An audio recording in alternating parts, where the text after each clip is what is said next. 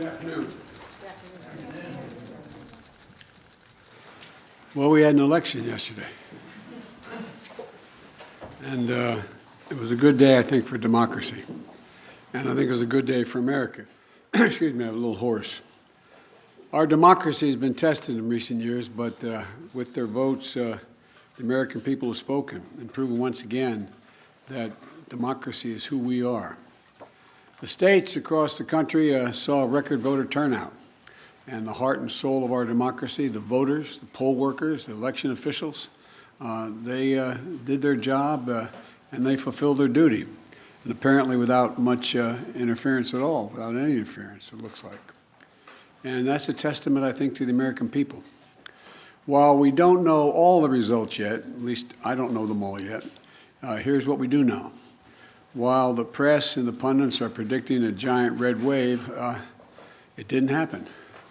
And I know you were somewhat miffed by my obsessive optimism, but I felt good during the whole process. I thought we were going to do fine. While any seat lost is painful, some good Democrats didn't win the last night. Democrats had a strong night. And we lost fewer seats in the House of Representatives than any Democratic president's first midterm election in the last 40 years.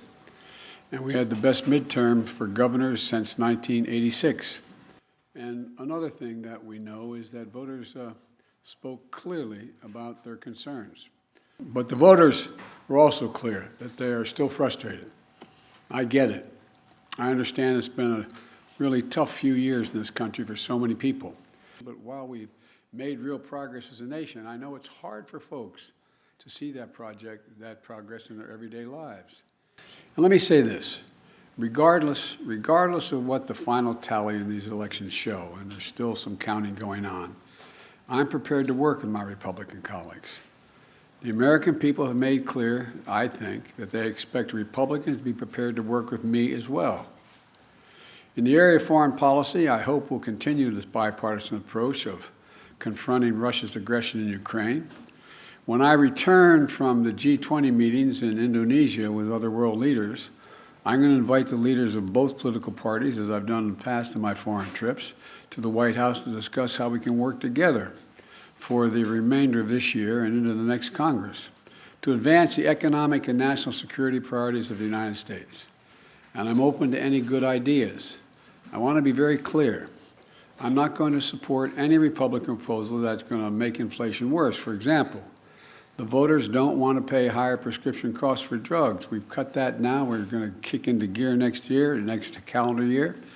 And I'm not going to walk away from the historic commitments we just made to take on the climate crisis.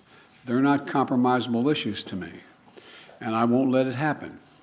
The voters don't want more taxes for the tax cuts for the super wealthy and biggest corporations.